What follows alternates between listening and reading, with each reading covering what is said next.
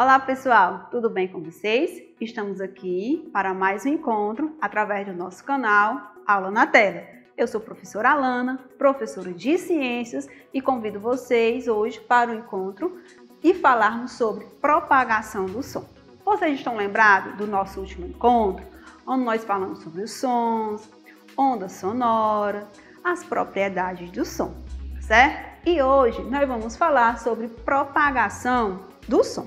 Observe aqui que nós temos três meios. Quais são esses três meios? Vocês observem que nós vamos ter o meio sólido. Por que sólido? Observe que o despertador está em cima de uma mesa. Esse mesmo aparelho foi colocado dentro de um recipiente com água, tá certo?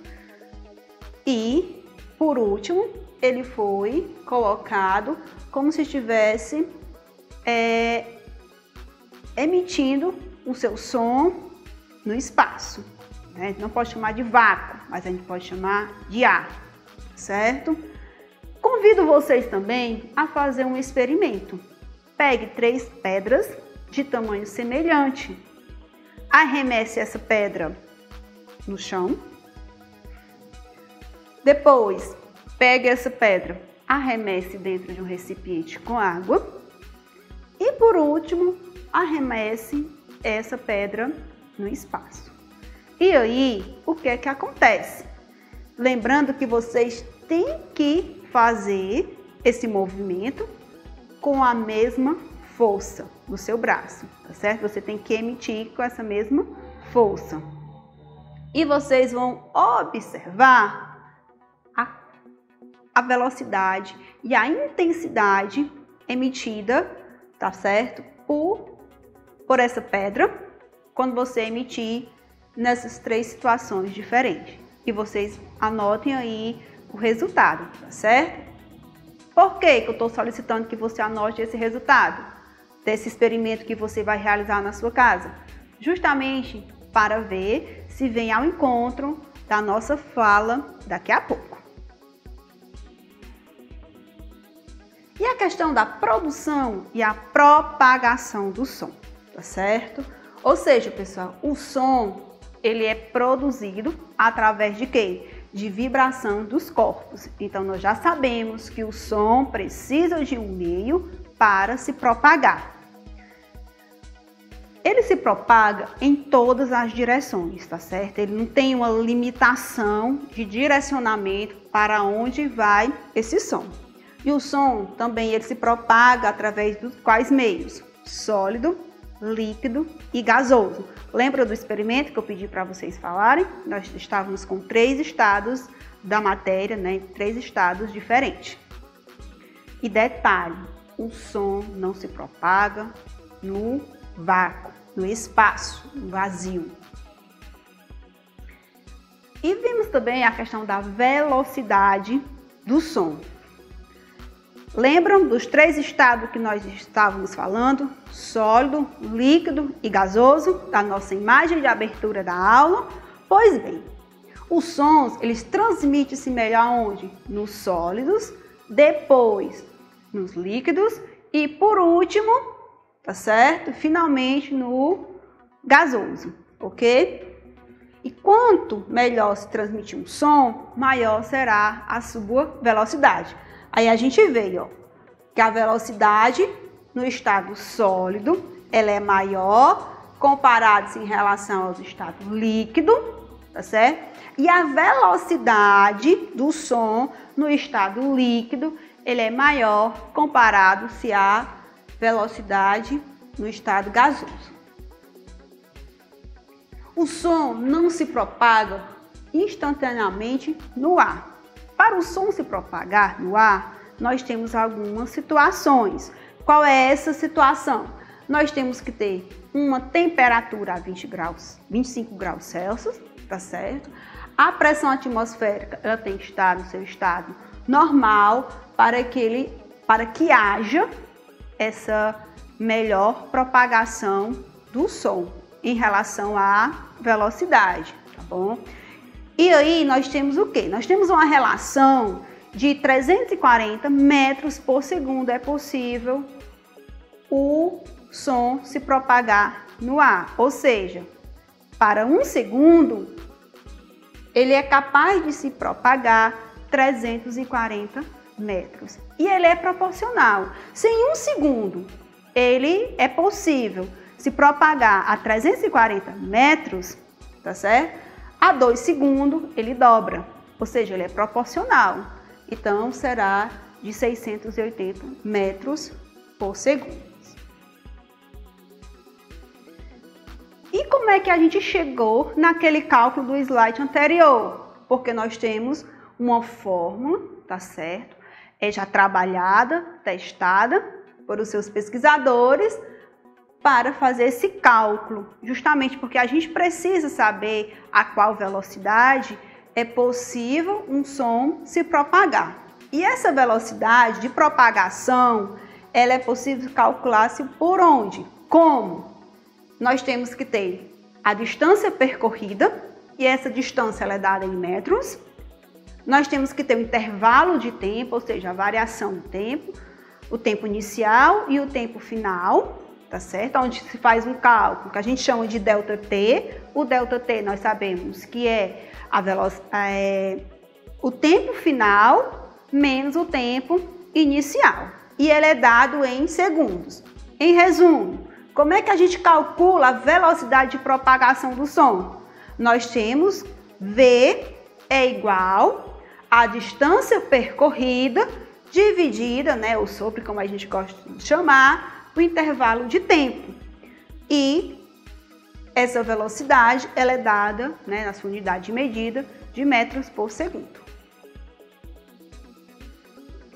E eu trago aqui para vocês como saber a que distância se encontra a trovoada. Nós já estudamos anteriormente que a velocidade do som, tá certo? Ela é um pouco diferente da velocidade da luz, tá certo? Então, a luz do relâmpago, ela chega praticamente no mesmo instante em que relampeja. Porém, o barulho emitido pelo trovão, ele vai demorar um pouquinho a mais, comparado-se à velocidade em que é emitida a luz, tá certo? Porque o som demora mais tempo a percorrer a distância entre a fonte emissora e a fonte receptora. Então, daqui que chega aqui, no nosso estado aqui na Terra, né, na situação que nós estamos, o barulho emitido na atmosfera vai demorar um pouquinho mais de segundos comparado-se à claridade emitida pelo relâmpago. Trago para vocês o seguinte exemplo para nós conceituarmos, tá certo? Para calcular, contextualizar a fórmula que nós utilizamos anteriormente. O exemplo, ele diz o seguinte: supõe que ouves o trovão 8 segundos depois de veres o relâmpago. Vocês já estão vendo que já está havendo uma divergência, né? Uma diferença de tempo em relação à questão do barulho emitido do trovão e da claridade emitida pelo relâmpago. A distância a que se encontra a trovoada pode ser calculada do seguinte modo. Aí, como será que a gente vai calcular? Nós vimos que a velocidade da propagação do som é através da nossa fórmula, V é igual a D dividido por ΔT, onde D é a distância e o ΔT é a variação do tempo. Nós já sabemos que para cada 1 segundo é possível percorrer uma distância de 340 metros. E ele quer saber a qual distância se encontra o quê? A trovoada. Então, nós temos a velocidade, nós temos a distância. Não, nós não temos. É isso que nós estamos procurando. Mas nós temos a variação do tempo, que é de 8 segundos. Então, é fácil. Se eu tenho uma velocidade de 340, quero saber a distância e tenho o tempo, eu apenas faço a multiplicação em x, como a gente costuma chamar. Ou seja, eu vou multiplicar o 340, que é a minha velocidade, pelo tempo, que é 8 segundos, que eu vou encontrar 2.720 metros. Então, em resumo, a trovoada está com a distância, tá certo? Pra gente, de 2.720 metros. Reflexão e absorção do som. Quem foi que já entrou em um determinado local, ambiente, numa casa, numa caverna, e emitiu um som, e esse som retornou de uma forma diferente? Embora esteja-se com um princípio daquela mesma voz que você utilizou para emitir, principalmente quando a gente trata assim, em ambientes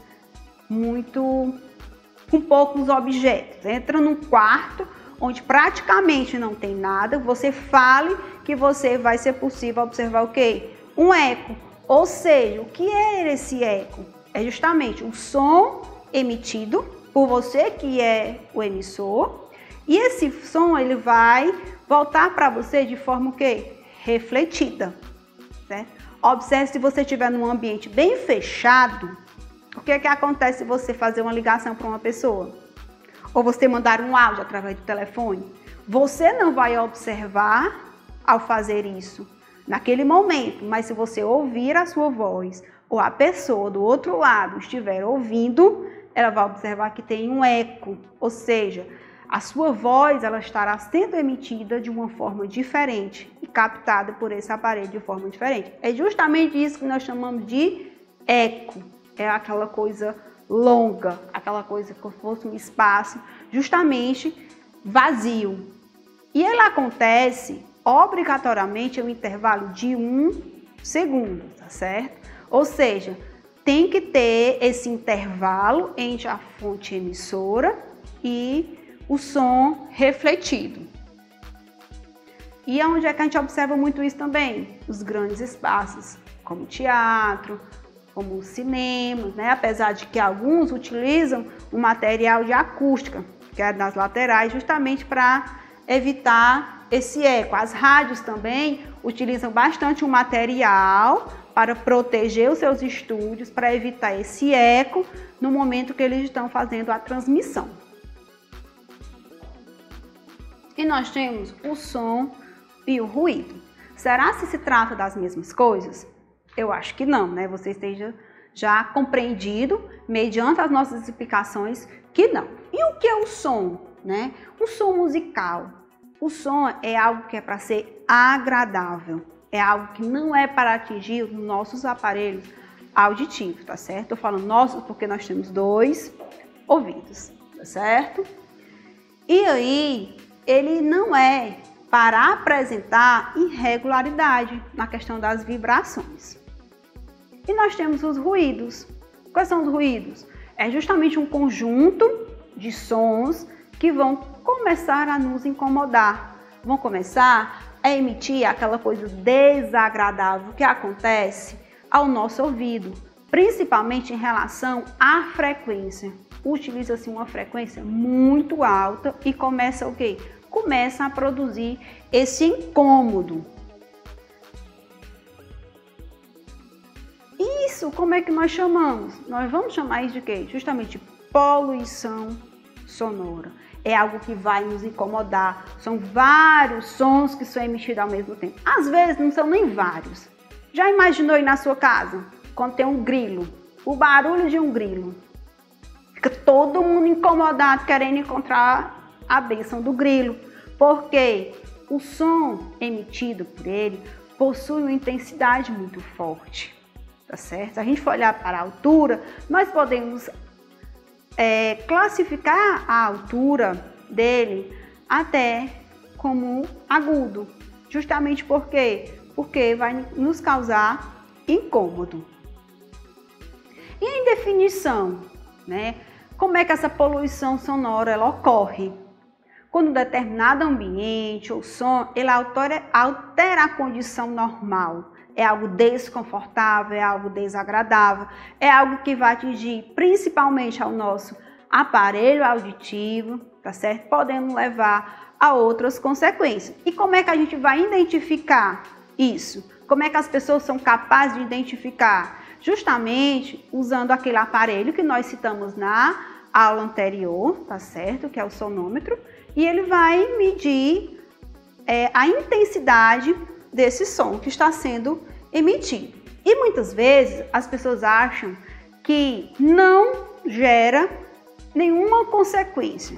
E tem alguns problemas à nossa saúde que são causados, claro que isso não é uma vez ou outra, é algo corriqueiro, é algo que acontece no nosso dia a dia, que vai se repetir no nosso dia a dia, esse desconforto, principalmente quem mora em grandes metrópoles, quem mora próximo à fábrica, que começa a ouvir isso constantemente e vai causar esse desconforto ao ser humano, podendo levar ao estresse, porque ninguém aguenta ouvir esse barulho todo instante, tá certo?